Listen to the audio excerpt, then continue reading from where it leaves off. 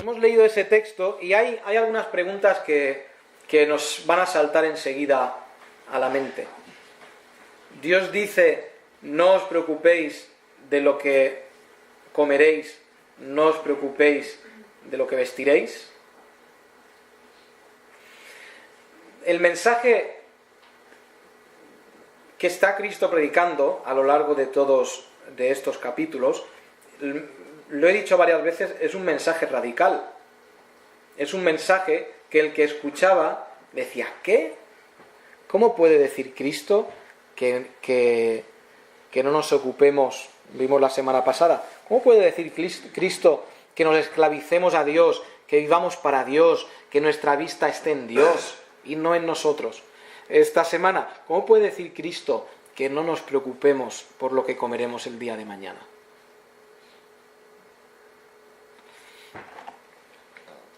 Israel, esto está totalmente desequilibrado. Tenemos que vivir en el mundo. Tenemos que trabajar para tener nuestro sostén. ¿Podría estar diciendo Cristo que no trabajáramos? ¿Podría estar diciendo eso Cristo? No, de ninguna manera. ¿Cristo trabajó? Sí. Hasta los 30 años, ¿cuál fue su ocupación? Carpintero. Y esos 3 últimos años, ¿Cristo trabajó? Trabajó en un ministerio que nos quedamos muy cortos y decimos que un ministerio impagable. Pero Cristo trabajó en el ministerio, trabajó en el trabajo más glorioso que hay, que es enseñar a los hombres el camino de Dios. Cristo no podía estar enseñando que no se trabajara. Cristo no podía estar enseñando tampoco que debemos ser perezosos. ¿Cuántas veces nos habla el libro de Proverbios sobre el perezoso? El perezoso, ni aun el bocado que pincha en el plato, lo lleva a la boca, que se cansa. Ni comer quiero. Dice que el perezoso se gira en la cama como se giran las puertas en su eje, de un lado al otro. Y el perezoso le despiertan, déjame, y al otro lado, y al otro lado. Y es lo que dice. El perezoso dice, no salgo a la calle porque hay león. ¿Recordáis todos esos proverbios? Y la Biblia denuncia la pereza. Cristo no podía estar diciendo, sed perezosos, sed indolentes, que os dé igual el día de mañana. La Biblia nos habla también de guardar para el día de mañana. ¿De qué está hablando la palabra de Dios? ¿De qué está hablando Cristo cuando nos habla de que los pájaros no siembran y no siegan? Nos dice abajo sobre las flores. Las flores no están preocupadas de si mañana van a vivir. Y entendéis que las flores no se preocupan, ¿verdad? No tienen la capacidad de preocuparse. Pero si tuvieran la capacidad no se preocuparían. Igual que los pajarillos no se preocupan de qué comerán mañana. Viven cada día delante de Dios. Fijaos que dice ese versículo 25. Por tanto os digo, no os afanéis por vuestra vida, qué habéis de comer o qué habéis de beber, ni por vuestro cuerpo, qué habéis de vestir. Y Cristo va a hacer una cosa interesante en esta porción. Hemos visto desde Mateo 5, hemos visto muchas porciones. Y es curioso que Cristo no usa muchas veces a la hora de predicar preguntas. No lo hace en todo este tiempo, desde Mateo 5 hasta donde hemos llegado, solamente cuando está hablando de los enemigos, hace unas preguntas. Pero, ¿os fijáis cuántas preguntas hay en esta porción del afán y la ansiedad? Versículo 25, versículo 26, versículo 27, versículo 28, versículo 30, versículo 31. Cristo está haciendo preguntas. ¿Y por qué hace preguntas? Está diciéndoles a los que escuchan, razonad y ved si no es verdad lo que estoy diciendo, porque incluso vosotros podéis entender que las preguntas que él va a hacer, los que estaban escuchando podían entender que eran lógicas lo que Cristo está diciendo. Dije la semana pasada que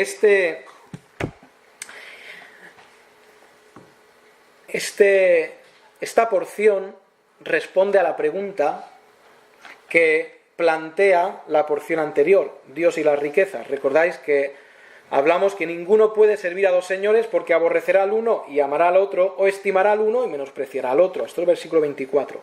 No podéis servir a Dios y a las riquezas. Y estábamos hablando de que no se puede estar en los dos lados. O te esclavizas a Dios, a su voluntad, y mueres a ti mismo, o te esclavizas y vives para ti mismo. Pusimos esas dos cosas. Y había que elegir. ¿Qué pregunta se plantea?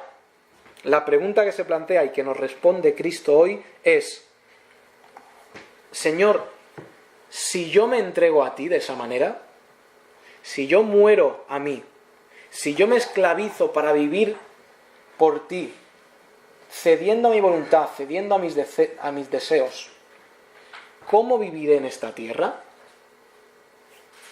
Si me dedico a ti, ¿moriré en esta tierra? Si me dedico solo a lo espiritual, solo a buscarte a ti, ¿cómo viviré en esta tierra? Y Cristo va a responder eso, y fijaos que la primera pregunta que hace ya va a responder esa pregunta. La primera pregunta que plantea, versículo 25, ¿no es la vida más que el alimento y el cuerpo más que el vestido? Está diciendo, ¿tú crees que todo en la vida, que todo lo que importa es lo que comes y lo que vistes? Está hablando a una generación que cree en Dios. Está hablando a una generación que cree en el juicio. Está hablando a una generación que sabe que será juzgada delante de Dios. Que sabe que hay una eternidad en algún lugar. Y la respuesta evidentemente es, no, lo que más importa en este mundo no es ni la comida ni el vestido. Es lo que hace Cristo cuando habla con Nicodemo. Cuando Nicodemo viene por la noche y le dice, tienes que nacer de nuevo.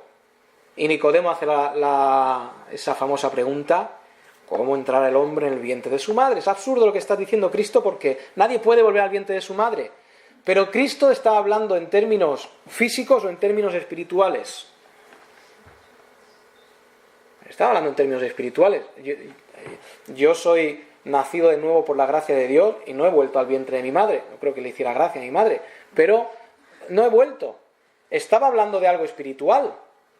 Cuando en el siguiente capítulo Cristo está hablando con la mujer samaritana, ¿cuál es el tema central?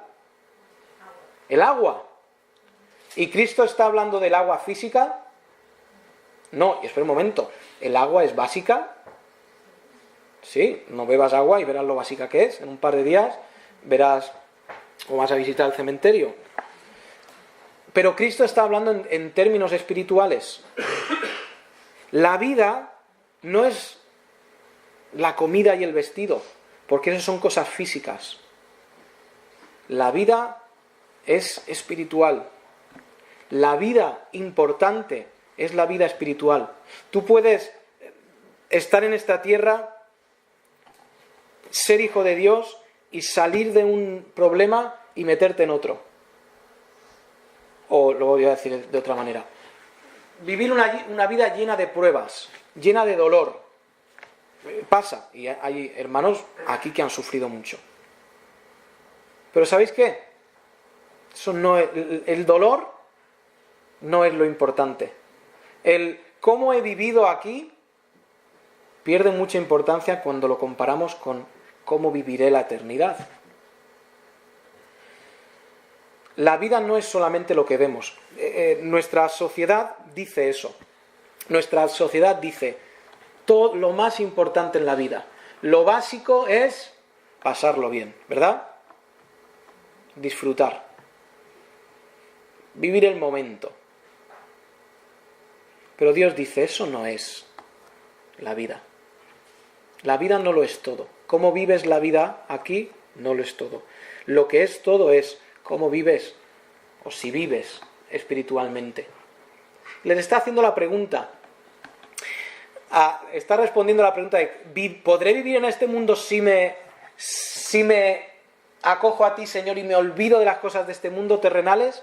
Y Cristo dice, ¿es que tú crees que lo importante es esto? Cuando lo importante es esto.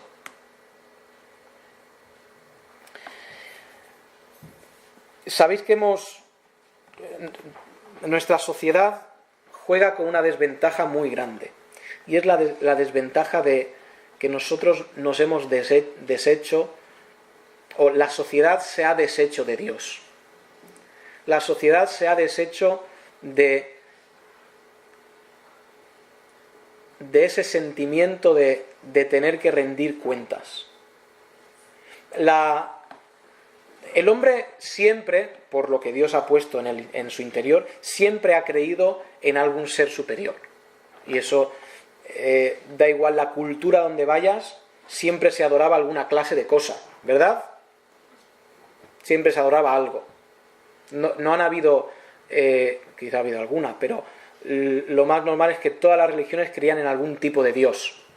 Fuera la tierra, fuera la vida, fuera el fuego, fuera lo que fuera. Todos creían que había un Dios y había algo eterno después. Pero desde que empezó el racionalismo,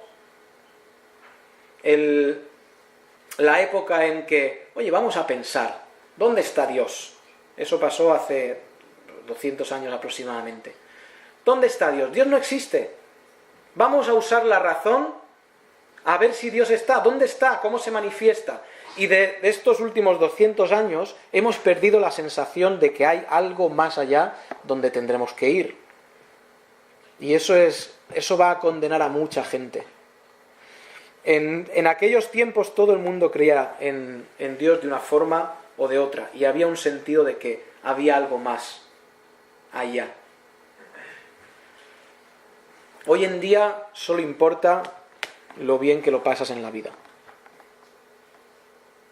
Ha muerto esta semana un señor que se llamaba Perico Fernández, y yo no había escuchado ese nombre en mi vida, pero era un hombre que había sido boxeador, español, que había sido boxeador, había ganado un par de campeonatos del mundo, y le entrevistaron hace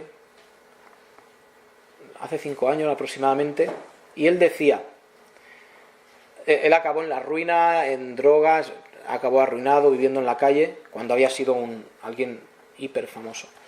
Y él decía, es que he sido un golfo, es que lo he gastado todo, es que nada más que para vivir bien, solo me interesaba vivir bien, y mirad hoy cómo estoy. ¿Cuántos hombres podemos mirar en la historia que vivieron una vida envidiable, humanamente hablando, y llegaron al final de sus días y dijeron, no hagáis como yo, no hagáis como yo? Un futbolista muy famoso, George, en inglés, George Best, ¿os suena? Que acabó muriendo medio joven, consumiendo su vida, y creo que murió de sida muy muy mal. Y él en la cama del hospital dijo, no viváis como yo, no viváis, no malgastéis vuestra vida, porque la vida es más que lo que vemos delante de nosotros. Y fíjate que Cristo usa cosas básicas, la comida y el vestido son cosas básicas, pero Dios dice, es que eso tampoco es lo más importante en la vida. La vida es más que el alimento y el cuerpo. Sigue diciendo en el versículo 26, mirad las aves del cielo, que no siembran ni siegan ni recogen en graneros, y vuestro Padre celestial las alimenta. ¿No valéis vosotros mucho más que ellas?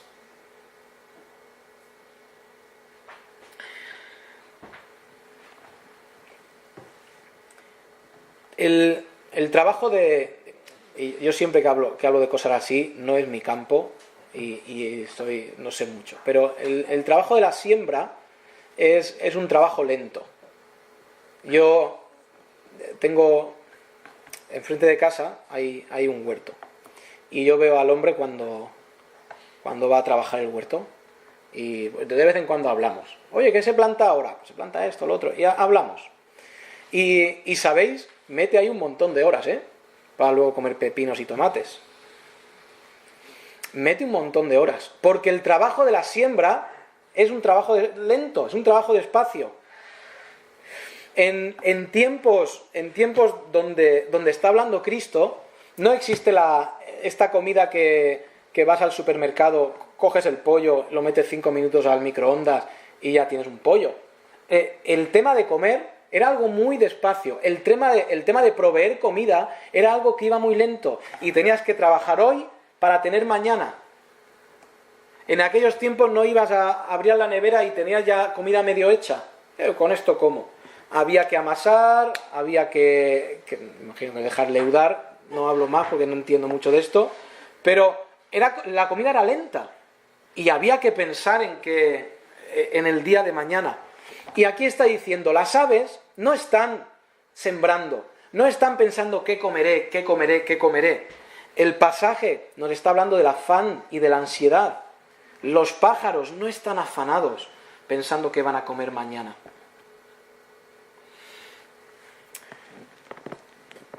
Dije la semana pasada que la palabra mamón, que es la palabra riquezas, en el 24, tiene la misma raíz que la palabra amén. ¿Os acordáis que os lo dije?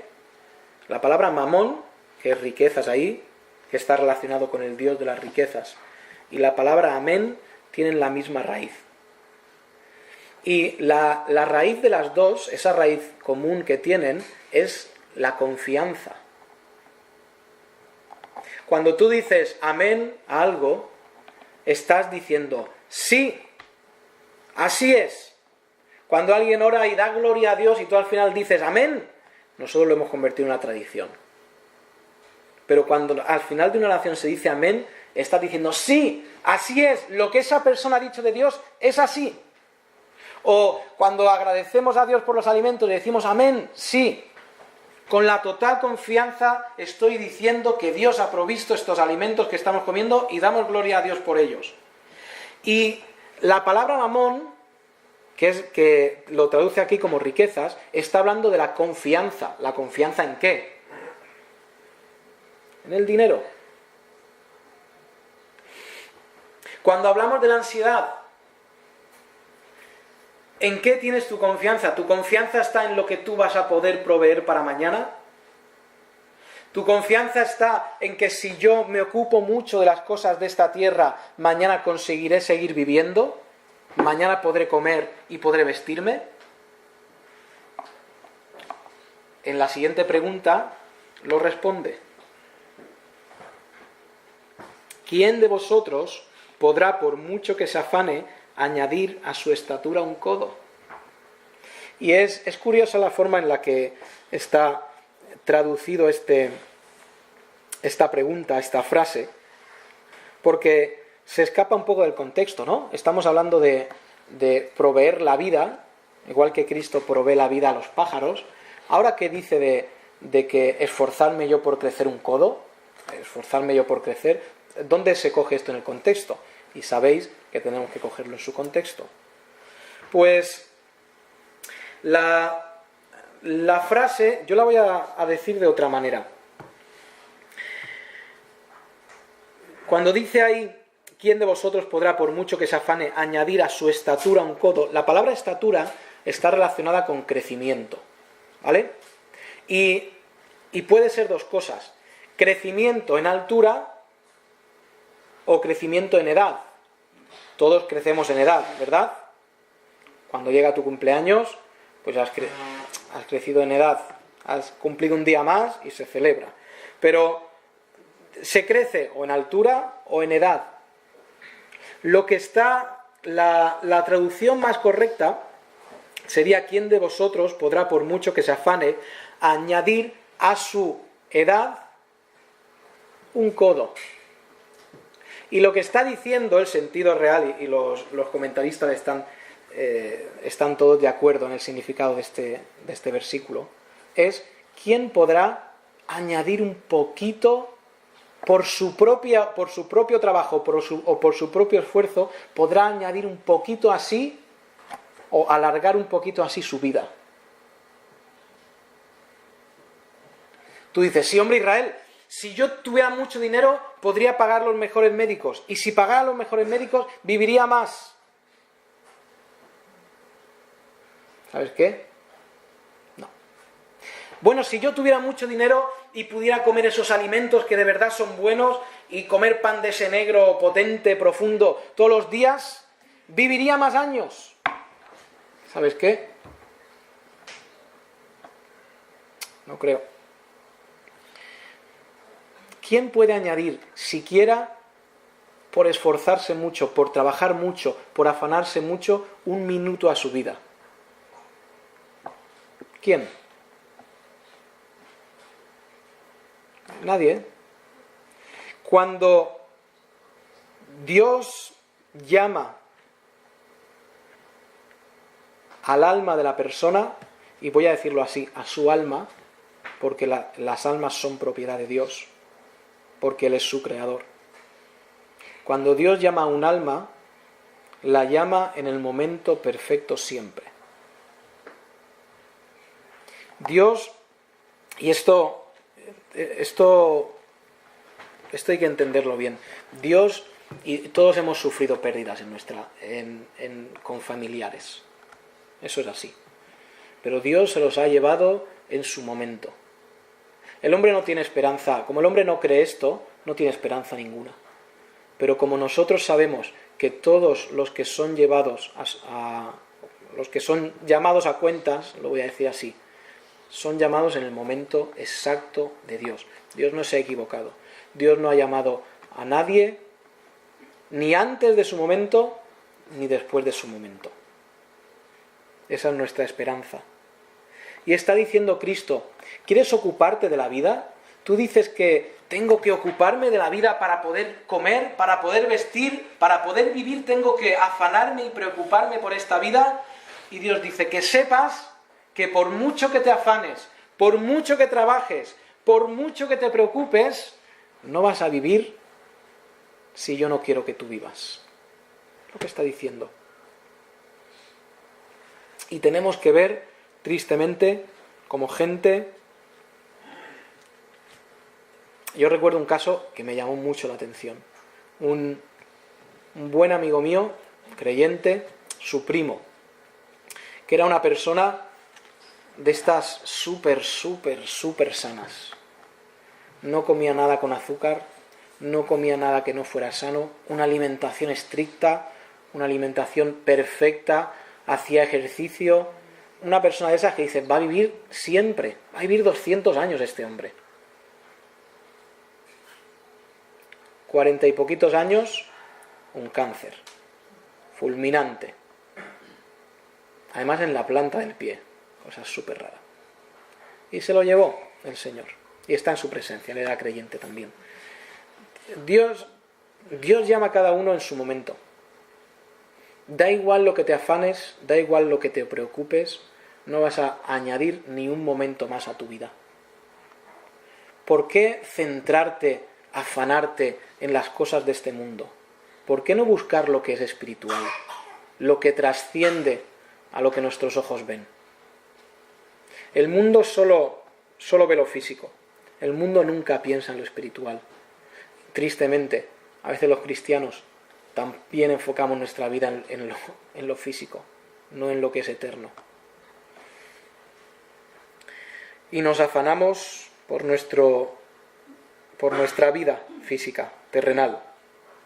Dice el versículo 28: y por el vestido, ¿por qué os afanáis?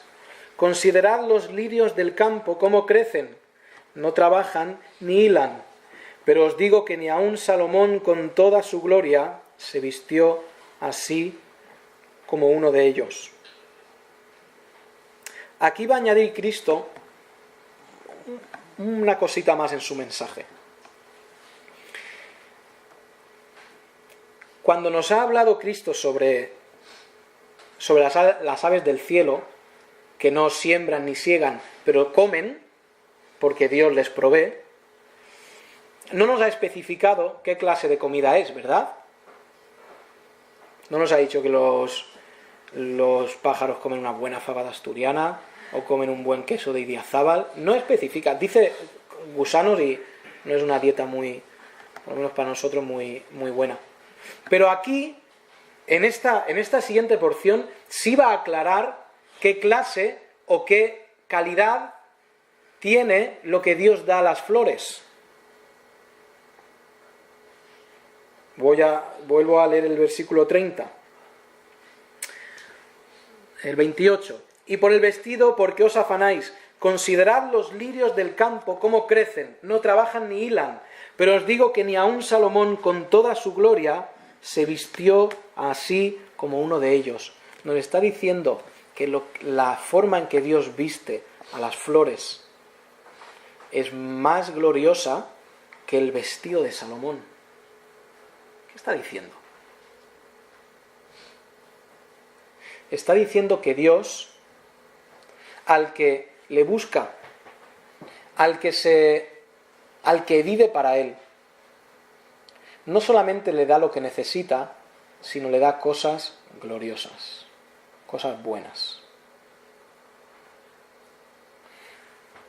Por eso digo, no nos dice que simplemente las flores están vestidas, sino que están vestidas de una forma más gloriosa, mejor de lo que Salomón nunca pudo vestirse.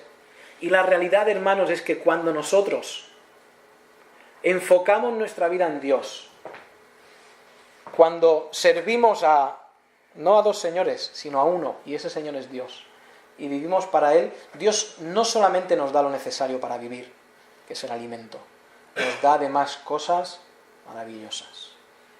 Va a decir el último versículo, va a decir: mas buscad primeramente el reino de Dios y su justicia, y todas esas cosas que habéis dejado de buscar porque habéis buscado a Dios, vendrán, os serán añadidas. Y hermanos, Dios no disfruta y se goza en que tú pases calamidades. Dios a veces usa calamidades en nuestra vida. Pero Dios no está en el cielo mirando y diciendo: mira qué bien, mira cómo sufre. Dios quiere bendecirte y Dios nos ha bendecido. Tú dirías, no levantes la mano, ¿de acuerdo? Pero alguno de vosotros diría hoy, esta mañana: ¿Dios me ha dado cosas que no merezco?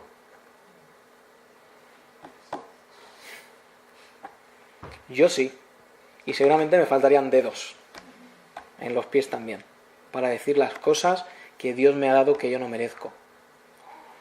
Dios está diciendo, en vez de enfocarte en buscar lo de esta tierra,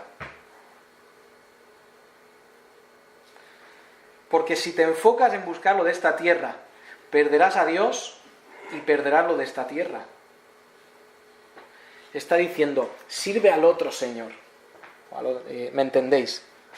Sirve a Dios y ganarás a Dios y ganarás aquello. Lo dice de esa manera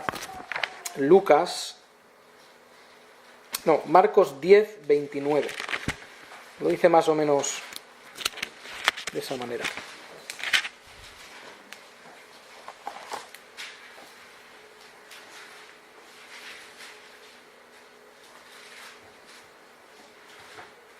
Marcos 10, 29. Desde el 28, fíjate que Pedro comenzó a decirle: he aquí, nosotros lo hemos dejado todo y te hemos seguido. Respondió Jesús y dijo: de cierto os digo que no hay ninguno que haya dejado casa, o hermanos, o hermanas, o padre, o madre, o mujer, o hijos, o tierras, por causa de mí y del Evangelio, que no reciba 100 veces más en el cielo. No en el cielo. Que no reciba 100 veces más ahora en este tiempo. Casas, hermanos, hermanas, madres, hijos, tierras, con esa cláusula es digna de estudiarla, de leerla. Pero la verdad es que Dios bendice a sus hijos. Dios bendice con la oportunidad de ir de vacaciones. Gloria a Dios si alguien puede irse de vacaciones. Gloria a Dios. Bendice con hijos. Gloria a Dios cuando nace un niño y Dios bendice a una familia con niños. Dios permite que compremos casas bonitas y todo eso ha sido por Dios, gracias a Él. También hay que trabajar, pero es lo correcto. Pero Dios nos da esas cosas, Dios nos bendice con esas cosas. Gloria a Dios cuando un hermano puede comprarse un coche nuevo. Gloria a Dios cuando puede comprarse una chaqueta que le gusta. Gloria a Dios, es por Él. Dios da, bendice de una forma maravillosa cuando nuestro enfoque está en Él. Dice Marcos, un poquito atrás, Marcos 8:35,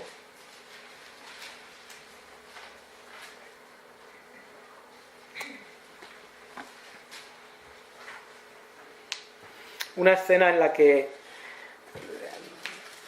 también muy curiosa, en la que Cristo anuncia su muerte y Pedro le dice, y esto es muy interesante Pedro, le toma aparte y empieza a decirle, Señor, no deberías decir que vas a morir porque y empieza así con el dedo a decirle a Cristo. Cristo no deberías.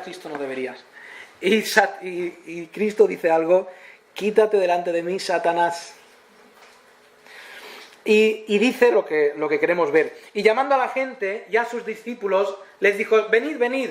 Si alguno quiere venir en pos de mí, niéguese a sí mismo y tome su cruz y sígame. Y aquí es donde voy al 35. Porque todo el que quiera salvar su vida, la perderá. Esto está directamente relacionado con lo que estamos viendo en Mateo. El que quiera seguir su vida, alimentarse, comer, centrarse en lo de esta vida, perderá a Cristo. Perderá las cosas de esta vida y además perderá su vida. Versículo 26, 35, todo el que quiera salvar su vida la perderá y todo el que pierda su vida por causa de mí y del Evangelio la salvará.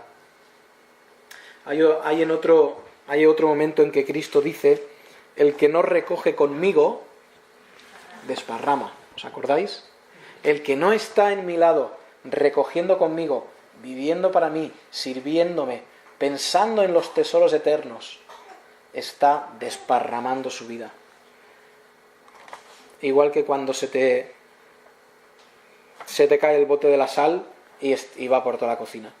Y 2 años después sigues encontrando granitos de sal debajo de la mesa. Desparramada tu vida. Desparramada de una forma que no puedes recogerla. Y la palabra desparramar tiene que ver con eso. Algo que no puedes recoger. Algo que dices, no puede ser. ¿Cómo recojo esto? El que no recoge conmigo está desparramando su vida, está perdiéndola. Termino con el versículo en Mateo 6. Cristo termina diciendo aquí un dicho que ha llegado a ser popular. Y yo creo que todos hemos escuchado este dicho, incluso dicho por boca de los que no son creyentes, de los que no creen, ni leen, ni estudian la Biblia.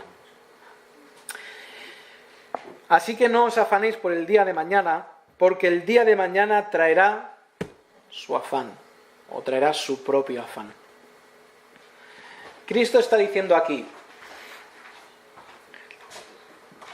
si tú te afanas, te preocupas y estás enfocando solamente en esta vida, cada día vas a tener afanes, cada día vas a tener problemas. Alguien puede decir, no, yo voy a afanarme por este problema y cuando haya conseguido solucionar este problema, ya voy a confiar en Dios. Y está diciendo aquí, ¿sabes qué? Si te preocupas hoy por ¿mañana qué? Mañana habrá otro. Y te preocuparás por ese. Y te preocuparás por el otro. y te preocuparás por el otro.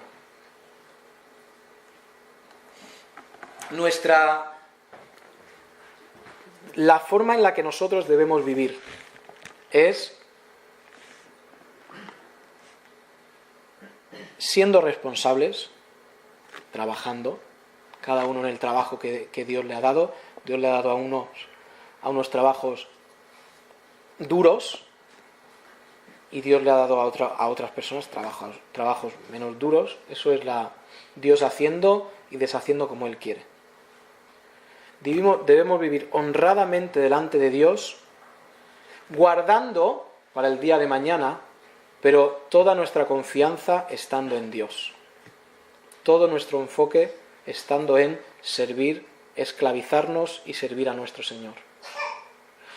Necesitamos equilibrio en esto, porque si no entendemos todo el mensaje de la palabra de Dios y nos vamos al lado de servir a Cristo y no trabajar y vivir de cualquier manera, estamos obrando mal. Nuestra confianza debe estar totalmente en que Cristo es nuestra vida aquí y es nuestra vida allá en el futuro. Que Dios nos dará su vida o nuestra vida aquí hasta que Él quiera, hasta su momento, y después nos dará la vida eterna. Esa es la confianza que debe tener el cristiano. Vamos a orar.